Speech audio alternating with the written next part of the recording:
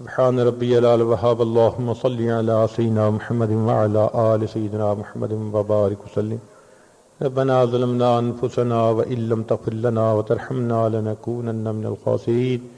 اے مالک، ہم آپ کے عاجز مسکین بندے ہیں، ہمارے گناہوں کو معاف فرما، ہماری خطاؤں سے درگزر فرما۔ اللہ ہمارے علم میں برکت پیدا فرما، عمل میں برکت پیدا فرما، رزق میں برکت پیدا فرما، ہمارے کاموں میں برکت پیدا فرما، قدم قدم اپنی برکتیں شامل حال فرما۔ جو گناہ ہم نے دن میں کیے معاف فرما، جو راتوں میں کیے معاف فرما، جو محفل میں کیے معاف فرما، جو تنہائیوں میں کیے معاف فرما۔ اللہ جو گناہ یاد ہیں وہ بھی معاف فرما، جو کر کے بھول گئے وہ گناہ بھی معاف فرما۔ میرے مولا، ہماری پریشانیوں کو دور فرما، مصیبتوں سے محفوظ فرما۔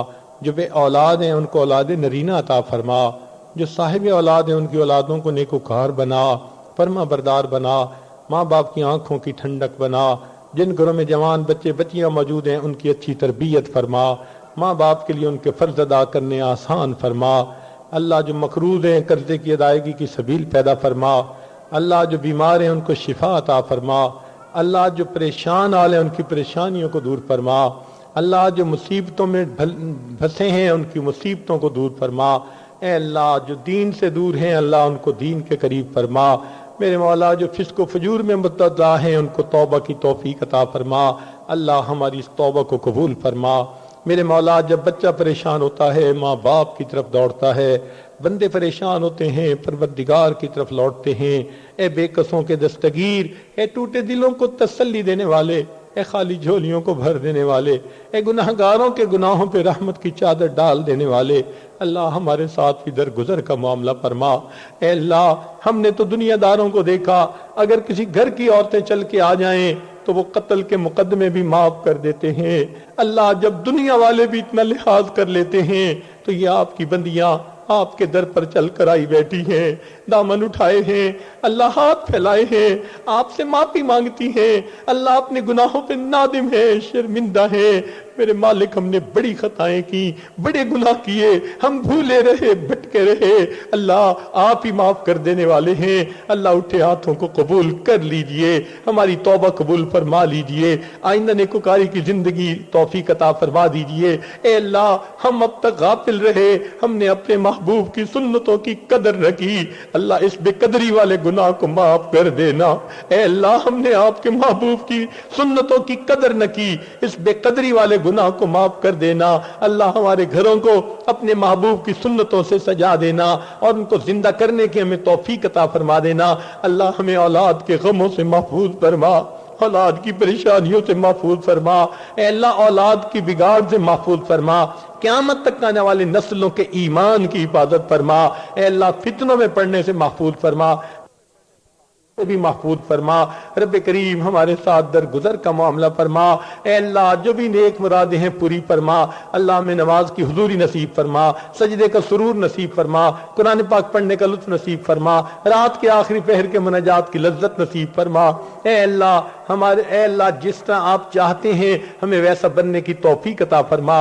اے مالک ہماری پیشانیاں حاضر ہیں، ہمیں پیشانی کے بالوں سے پکڑ کے دین کے اوپر چلنے کی توفیق عطا فرما۔ رب کریم ہماری ان دعاؤں کو اپنی رحمت سے قبول فرما۔ اے اللہ حاسدوں کو ہم پر ہنسنے کی توفیق نہ دے دیجیے گا، اے اللہ دشمنوں کو ہم پر ہنسنے کی توفیق نہ دیجیے گا، اور اے اللہ ہمیں عافیت کے ساتھ رکھیے، دین سلامتی کے ساتھ رکھیے۔ اے اللہ اس وقت عالم اسلام پر مشکل وقت ہے، امت مسلمہ پریشان ہے، اللہ مسلمانوں کی پریشانی کو دور کر دیجئے۔ اے اللہ حرمین شریفین کی حفاظت فرما دیجئے۔